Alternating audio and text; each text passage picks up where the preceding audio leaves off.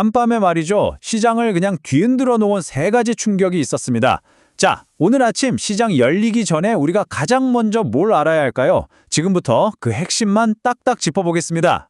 아니, 생각해보세요. 중동에서 갑자기 공격이 일어나고 뜬금없이 50년도도 된 미국 무역법이 튀어나오고 시장에 있던 돈은 갑자기 싹 사라졌대요. 이 세 가지 전혀 상관없어 보이잖아요. 그런데 사실은요, 이게 다 하나의 지점을 향하고 있다는 겁니다. 과연 그 연결고리가 뭘까요? 바로 우리 지갑, 우리 투자에 직접적인 영향을 미칠 수 있는 결정적인 변수라는 점이죠. 자, 그럼 첫 번째 충격부터 한번 따라가 볼까요? 그 진원지가 어딘지. 네, 첫 번째 충격의 진원지는 바로 지정학적 리스크입니다. 지금 전 세계 원유의 20%가 지나다니는 바로 그 길목 호르무즈 해협에서 정말 긴급한 상황이 터졌습니다. 이란이 던진 메시지가 아주 명확하고 솔직히 좀 무섭습니다.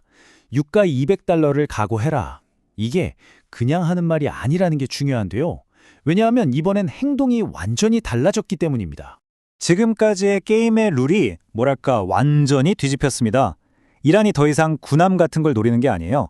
전 세계 물류를 실어 나르는 바로 그 민간 상선들을 직접 공격하기 시작했다는 겁니다. 이거는요, 전 세계 무역 시스템의 심장을 그냥 겨눈 거나 마찬가지예요. 근데 여기서 좀 이상한 점이 있지 않나요? 아니, 어떻게 3천만 원짜리 무기 하나가 수십억 달러짜리 최첨단 군사력을 위협할 수가 있죠? 그 비밀은요, 바로 이 비용의 불균형을 아주 영리하게 파고드는 전술에 있습니다. 이걸 바로 비대칭 소모전이라고 부릅니다.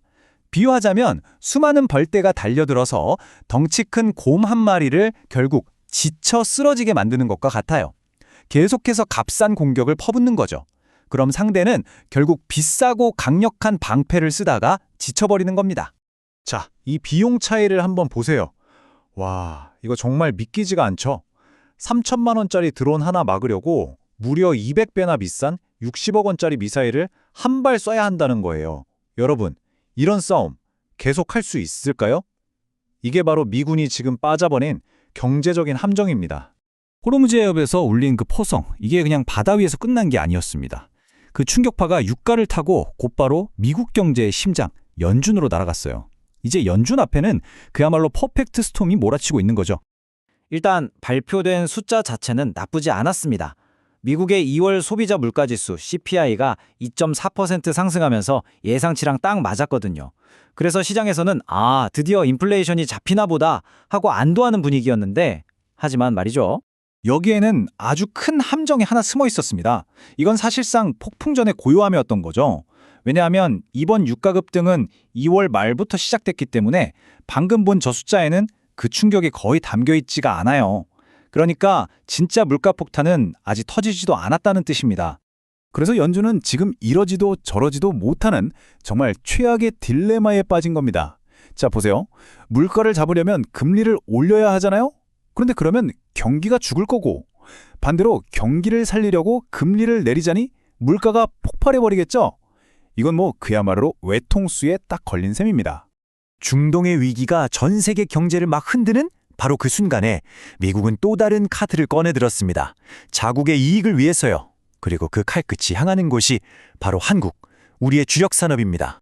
미국이 꺼내든 무기가 뭐냐면 무역법 301조라는 건데요. 이게 좀 낡은 법이긴 한데 아주 강력합니다. 쉽게 말해서요, 미국이 그냥 스스로 심판이 되는 거예요. 저 나라가 우리한테 불공정하게 구네? 라고 판결만 내리면 관세 폭탄이든 수입 금지든 자기들 마음대로 할 수 있는 일종의 만능 치트키 같은 조항인 거죠. 이번에 조준경 한가운데 들어온 게 바로 한국의 자동차와 전자산업입니다. 그리고 이게 그냥 으름장이 아니라는 걸 역사가 보여주고 있어요. 실제로 1995년에 바로 이 법 때문에 우리나라가 자동차 세금 정책을 통째로 바꿔야만 했습니다. 과거가 현재에 보내는 아주 분명한 경고 신호인 셈이죠. 자, 이렇게 거대한 압력들 앞에서 시장은 마치 두 동강이 나는 것처럼 쫙 갈라지고 있습니다. 예전처럼 모두가 함께 오르거나 내리던 그런 시장은 이제 끝났다고 봐야 해요. 이제는 이 폭풍 속에서 가라앉는 배가 있고 또 홀로 순항하는 배가 명확하게 나뉘고 있는 겁니다. 간밤에 뉴욕 증시가 이 분열된 모습을 아주 정확하게 보여줬어요. 전통산업 중심의 다우지수는 하락했는데 기술주 중심의 나스닥은 거의 흔들리지가 않았습니다. 이건 시장의 돈이 어딘가 안전한 피난처를 찾아서 막 이동하고 있다는 명백한 증거죠. 그 피난처의 정체는 바로 AI였습니다. 오라클 같은 경우는 AI 수요가 폭발하면서 주가가 9% 넘게 급등했고요. 마이크론이나 샌디스크 같은 메모리 반도체 주식들도 덩달아 날아올랐습니다. 이게 뭘 의미하냐면요. 전쟁이나 금리 같은 이러한 거시경제의 중력마저 무시하고 홀로 솟아오르는 아주 거대한 기술의 흐름이 존재한다는 겁니다.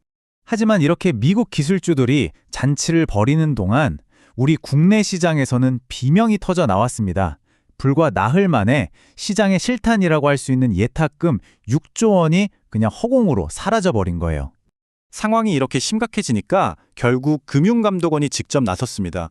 증권사들을 다 불러 모아서 레버리지 투자, 그러니까 B2 리스크 좀 관리하라고 경고를 한 거죠. 정부가 직접 나서서 위험하다고 말할 정도면 지금 시장의 돈줄이 얼마나 바싹 말라붙었는지 짐작이 가시죠? 자, 그럼 이 세 가지 거대한 충격의 소용돌이 속에서 우리는 도대체 뭘 봐야 할까요? 위험은 어디에 있고 또 기회는 어디에 숨어 있을지 핵심만 딱 정리해드리겠습니다. 우리가 지금부터 정말 예의주시해야 할 3대 리스크입니다. 첫째, 오일 쇼크. 유가 200달러. 이건 단순한 숫자가 아니라 모든 산업의 비용을 끌어올릴 수 있는 시한폭탄이에요. 둘째, 무역전쟁 2.0. 무역법 301조는 우리 수출 주력 기업들의 발목을 잡을 수 있는 아주 현실적인 위협입니다. 그리고 마지막, 유동성 경색. 시장에 돈이 마르면요, 아무리 좋은 주식이라도 힘을 쓰기 어렵다는 점 꼭 기억해야 합니다. 하지만 이 모든 먹구름 속에서도 홀로 빛나는 곳들이 있습니다. 바로 AI라는 거대한 성장 엔진에 달고 전쟁 같은 악재와는 상관없이 질주하고 있는 반도체 섹터. 그리고 또 이런 불안한 시기에 오히려 그 가치를 인정받고 있는 K방산 분야가 바로 그 주인공들입니다. 결국 시장은 지금 두 거인의 힘겨루기 그 한가운데에 놓여 있는 셈입니다. 한쪽에서는 지정학적 위기와 무역전쟁이라는 거대한 힘이 시장을 아래로 끌어내리고 있고, 다른 한쪽에서는 AI라는 거대한 기술혁명이 시장을 위로 끌어올리고 있죠. 과연 이 엄청난 줄다리기의 승자는 누가 될까요? 어쩌면 여러분의 다음 투자 결정은 바로 이 질문에 대한 여러분 각자의 답에 달려 있을지도 모릅니다.